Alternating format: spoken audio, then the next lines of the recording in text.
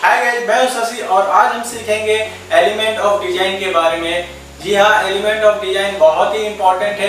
ये बहुत ही basic knowledge है, बट इस बेसिक नॉलेज के बिना आप एडवांस नॉलेज आपका बिल्कुल बेकार है। इसलिए ये बेसिक फाउंडेशन नॉलेज आपके अंदर होना चाहिए। आपको ये सारी बातें पता होना चाहिए, तभी आप अपनी ड्राइंग को रेक्टिफाई कर पाएंगे। ये वीडियो देखने के बाद आपका डाउट खत्म हो जाएगा, इसलिए इस वीडियो को आप लास्ट तक देखें, जिससे आपको पूरी बातें समझ में आए और आप अपना ड्राइंग को इम्प्रूव कर पाएं। अगर आप एलिमेंट ऑफ डिजाइन के बारे में जान लेते हैं तो आपकी ड्राइंग की डिटेलिंग काफी बेहतर हो जाएगी पहले से, और इससे रिलेटेड सारे डाउट भी आपके क्लियर हो जाएंगे। तो इसलिए मेरा रिक्वेस्ट है, इस वीडियो को लास्ट तक देखना, जिससे आप एक एक पॉइंट को समझ पाओ और कुछ भी मिस ना कर पाओ।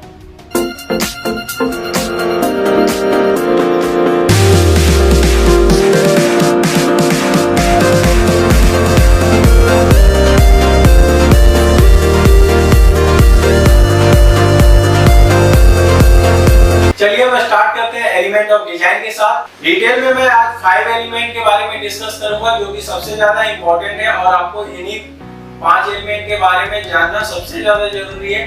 फर्स्ट एलिमेंट है डॉट, सेकंड एलिमेंट है लाइन, थर्ड एलिमेंट है शेप, फोर्थ एलिमेंट है कलर, फिफ्थ एलिमेंट है टेक्सचर। वैसे 2 एलिमेंट और भी हैं अगर आप ऑनलाइन सर्च करोगे तो, लेकिन आपको इन 5 एलिमेंट पे ज्यादा ध्यान देना है। 6 और 7 के बारे में भी हम इस वीडियो में लास्ट में डिस्कस करेंगे। फर्स्ट एलिमेंट के बारे में डिस्कस करते हैं, जो कि है डॉट। आपको पता है 2 डॉट से एक लाइन बनती है। ये हमने बहुत ही पहले मैथ या ट्रिग्नोमेट्री, ज्योमेट्री हर जगह पढ़ा है कि 2 पॉइंट मेक 1 लाइन। तो ये तो हम सब लोग जानते हैं, बट आज हम जो जानेंगे उसका एक नजरिया अलग होगा जानने का, क्योंकि आज डिजाइन के रेलेवेंस में इसको जानेंगे कि डिजाइन में डॉट का क्या इंपॉर्टेंस है। जैसा कि आप जानते हैं कि डॉट से लाइन क्रिएट किया जा सकता है, बट क्या आप जानते हैं डॉट से पिक्चर भी क्रिएट किया जा सकता है। डॉट से आप ड्राइंग बना सकते हैं, किसी का फेस बना सकते हैं, या कोई भी शेप डॉट से आप बना सकते हैं बिना लाइन खींचे हुए, सिर्फ डॉट के हेल्प से। तो इसलिए डॉट फर्स्ट और इम्पोर्टेंट पार्ट है एलिमेंट ऑफ डिजाइन का। तो इसको आप हमेशा ध्यान में रखें कि आपको कभी कुछ क्रिएट करना हो तो डॉट भी आपके लिए एक ऑप्शन है। तो आप डॉट से भी क्रिएट कर सकते हो कोई भी ड्राइंग, कोई भी आइडिया। अब हम चलते हैं सेकेंड एलिमेंट पे, जो कि है लाइन। अब लाइन बहुत तरीके का होता है, आपको पता है, जैसे straight line, zigzag line, curve line. तो लाइन की हेल्प से हम कोई भी शेप बना सकते हैं, कुछ भी क्रिएट कर सकते हैं। ज्यादातर हम अपने सारे स्केच ड्राइंग लाइन के ही हेल्प से करते हैं, तो लाइन बहुत ही कॉमन है। बट क्या आप जानते हैं कि आप लाइन से भी इमोशन को क्रिएट कर सकते हैं, इमोशन को डिपिक्ट कर सकते हैं एक लाइन के हेल्प से। इवन आपने रोड पे भी देखा होगा, लाइन के हेल्प से बहुत सारे साइन बोर्ड होते हैं जो कि आपको कुछ ना कुछ बताने की कोशिश करते हैं। उस लाइन के हेल्प से आपको एक मैसेज मिलता है कि आपको क्या एक्शन लेना है। जैसे आप रोड पे चल रहे हैं तो आपको कर्व लाइन का साइन बोर्ड दिखता है, इसका मतलब है आगे आपको स्पीड ब्रेकर मिल सकता है। जैसे कि आपने रोड पे बहुत तरह के लाइनें देखे हैं और बहुत तरह के साइन देखे हैं जो कि लाइन की हेल्प से बनाए जाते हैं। तो ये साइन आपको कुछ ना कुछ मैसेज देते हैं कि आगे जाके टर्न लेना है, आगे जाके आपको यू टर्न लेना है। तो ये सारा भी डिजाइन ही है जो आपको एक मैसेज देता है लाइन के थ्रू। थर्ड एलिमेंट है शेप। तो शेप और फॉर्म में पहले मैं आपको डिफरेंस बता देता हूँ, क्योंकि लोग बहुत ही कंफ्यूज हो जाते हैं शेप और फॉर्म के वर्ड के नाम से। शेप और फॉर्म में बेसिक डिफरेंस है, शेप आपका 2D है और फॉर्म आपका 3D है। बस इतना ही डिफरेंस है। जैसे अगर आप बात करें शेप की, तो स्क्वायर आपका शेप हो सकता है, बट क्यूबिक आपका फॉर्म हो सकता है। सर्कल आपका शेप हो सकता है और स्फीयर आपका फॉर्म हो सकता है। आई थिंक आपका ये डाउट तो क्लियर हो गया है। अब हम शेप एलिमेंट की बात करते हैं। हर एक ऑब्जेक्ट में एक ना एक शेप है, या फिर मल्टीपल शेप हो सकते हैं। वैसे ही आप ऑब्जर्व कर सकते हो कि आपके आसपास रखे हुए ऑब्जेक्ट में क्या शेप है। उसमें एक शेप भी हो सकता है और मल्टीपल शेप भी हो सकता है। तो हमने अभी तक 3 एलिमेंट को कंप्लीट कर दिया है, dot, line and shape. Okay, अभी हम फोर्थ एलिमेंट पे आते हैं, कलर, जो कि सबसे इंपॉर्टेंट और इंटरेस्टिंग एलिमेंट है। खास करके मेरे लिए तो बहुत ही ज्यादा इंटरेस्टिंग है, क्योंकि मुझे याद है जब मैं बचपन में ड्राइंग करता था तो मुझे ड्राइंग करने की काफी जल्दी होती थी, क्योंकि मुझे उसमें कलर भरना होता था। तो बिना कलर के आपकी ड्राइंग बिल्कुल ही अधूरी लगती है, इसलिए कलर का पूरा नॉलेज और सही नॉलेज होना बहुत ही जरूरी है। अगर आपने निफ्ट में लास्ट ईयर ट्राई किया था और आपका नहीं हो पाया तो आप एक बार ये वीडियो देखने के बाद जरूर सोचना कि ये एलिमेंट ऑफ डिजाइन का नॉलेज क्या आपको था, या फिर आप जिस इंस्टीट्यूट या कोचिंग में गए थे क्या वहाँ के फैकल्टी ने आपको ये सारी डिटेलिंग बताई थी। अगर बताई थी तब तो ठीक है, अगर नहीं बताया गया था आपको तो उस कोचिंग में दोबारा जाने की जरूरत बिल्कुल नहीं है। एलिमेंट ऑफ डिजाइन में कलर क्यों इंपॉर्टेंट है ये मैं आपको समझाता हूँ एक एग्जांपल से। मान लीजिए आप एक ड्राइंग कर रहे हो, या फिर आपका ये सामने आपका छोटा भाई ड्राइंग कर रहा हो और उसने एक सीन बनाया है और उस सीन में एक उसने सन बनाया है, ठीक है, सूरज बनाया है, और उस सूरज का उसने कलर ग्रीन कर दिया है या फिर ब्लू। तो आप मेरा पॉइंट समझ गए होंगे कि सन का कलर वार्म कलर होता है, तो आप येलो से ऑरेंज, डार्क ऑरेंज तक दिखा सकते हैं, ना कि ब्लू और ग्रीन हो सकते। तो कलर का करेक्ट होना बहुत ही इंपॉर्टेंट है।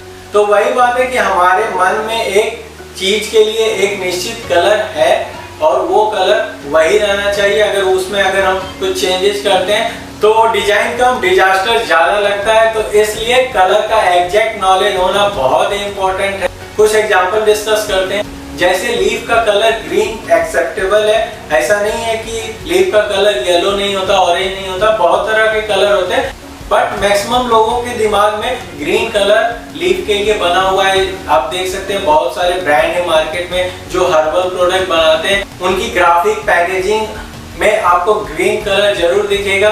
तो ये एलिमेंट ऑफ डिजाइन में कलर इसलिए इंपॉर्टेंट है कि हर एक चीज का एक कलर है और उस चीज को अगर आपको दिखाना है कि ये नेचुरल प्रोडक्ट है, हर्बल प्रोडक्ट है, तो ग्रीन होगा।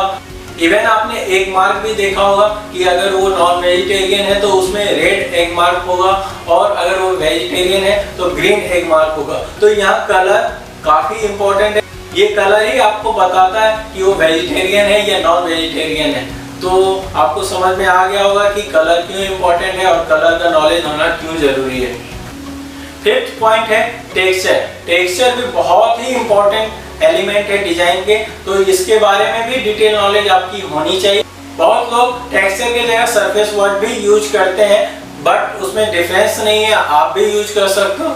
बट हम यहाँ पे टेक्सचर की बात करने जा रहे हैं। टेक्सचर होता क्या है, तो अगर आपको एग्जांपल में समझना है तो आप अपने आसपास 5 चीजों को देख लें, पांचों का टेक्सचर अलग अलग होगा। जैसे आप बेडशीट को देख लें, बेडशीट का एक फैब्रिक का टेक्सचर अलग होगा। इवन फैब्रिक के अलग अलग डिफरेंट टाइप के फैब्रिक के भी टेक्सचर अलग अलग होते हैं। आपके घर का वॉल देख लो, उसमें आपको टेक्सचर अलग मिलेगा, आपके पेन का टेक्सचर अलग होगा। तो आपके हर एक ऑब्जेक्ट में टेक्सचर एग्जिस्ट करता है और ये डिफरेंट भी हो सकता है।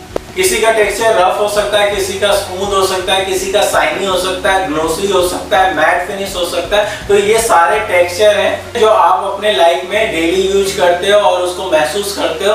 बट आज आप जान रहे हो टेक्सचर को as a element of design. जैसे मैं आपको एग्जांपल से समझाता हूँ कि आप स्क्रीन पे देख सकते हैं कि ये एक फ्रूट का शेप मैंने बनाया है। तो ये फ्रूट का शेप देख के आप ये नहीं पहचान पाओगे कि ये कौन सा फ्रूट है। तो चलिए इसको थोड़ा सा और समझने के लिए इस पे लीफ भी ऐड कर देते हैं। तो आप अब लीफ देख के आप ये नहीं बता पाओगे, या शायद थोड़ा थोड़ा आप पहचान गए होंगे कि ये कौन सा फ्रूट है। अब अगर इसमें हम टेक्सचर भी ऐड कर दे तो ये काफी क्लियर हो जाएगा कि ये कौन सा फ्रूट है। जैसा कि आप देख सकते हैं कि मैंने इसी ड्राइंग के ऊपर इसका टेक्सचर क्रिएट किया है, क्रॉस बॉक्स बना दिया है, जिससे आपको टेक्सचर पता चल पाए कि ये ऑब्जेक्ट का टेक्सचर क्या है। और इस टेक्सचर की हेल्प से आप समझ गए कि ये कौन सा फ्रूट है, इसलिए टेक्सचर बहुत ही ज्यादा इंपॉर्टेंट है। तो ये हमने 5 एलिमेंट डिजाइन के समझ लिए हैं, और जैसा कि मैंने आपको वीडियो के स्टार्टिंग में बोला था कि हम 6 और 7 पे भी डिस्कस करेंगे। तो 6th एलिमेंट है फॉर्म, जो ऑलरेडी मैं मेंशन कर चुका हूँ कि फॉर्म और शेप में क्या अंतर है वीडियो के स्टार्टिंग में। तो चलते हैं हम अपने 7th एलिमेंट पे, जो कि है स्पेस। ठीक है, अब स्पेस क्या है ये समझते हैं। हम एक एग्जांपल से समझते हैं इसके इम्पोर्टेंस को। जैसे कि मैं अगर आपको कहूँ कि एक कंपोजिशन बनाना है, आपको अपने पेपर पे आपको ड्राइंग करनी है, ठीक है, तो अगर आपके पास पेपर का साइज में भी A4 हो या A3 हो, ठीक है, तो उस पे आप जब कंपोजिशन बनाते हो तो इसमें आप कितना एरिया कवर करते हो, ठीक है, आपका पॉजिटिव स्पेस क्या है, आपका निगेटिव स्पेस क्या है, ठीक है, तो इस चीज को बैलेंस भी करना बहुत ही ज्यादा जरूरी है। ये नहीं कि आपको पेपर A4 मिला है और आपने एक छोटा सा ड्राइंग बीच में कर दिया है सेंटर पे, और आपने जो निगेटिव स्पेस है, मतलब जिसको आपने यूज नहीं किया उसको हम निगेटिव स्पेस बोलते हैं, तो जिसको आपने यूज नहीं किया, आपने मतलब काफी अपॉर्चुनिटी खो दी जो आप और डिटेलिंग में बना सकते थे उस A4 पेपर पे।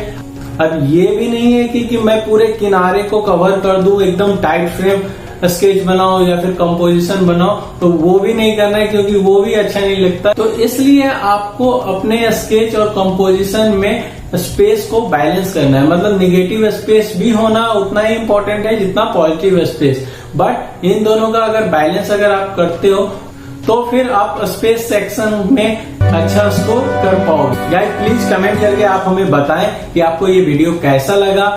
इस वीडियो से आपका कोई डाउट क्लियर हुआ या नहीं हुआ, आपके ड्राइंग में हेल्प हो सकता है या नहीं हो सकता है, और अगर आपको हमारा वीडियो अच्छा लगा तो प्लीज लाइक करें। इस वीडियो को बनाने में मैंने काफी मेहनत की है, आपके कमेंट से ही हमें पता चलता है कि हमारा मैसेज आप तक पहुंच रहा है या नहीं पहुंच रहा है, आप इस चीज को समझ पा रहे हो कि नहीं समझ पा रहे हो। लेकिन अगर फिर भी आपके मन में कोई भी डाउट रह जाता है एलिमेंट ऑफ डिजाइन को लेके, तो प्लीज कमेंट करके आप हमें बताएं। तो मिलते हैं हम हमारे नेक्स्ट वीडियो में, तब तक के लिए गुड बाय।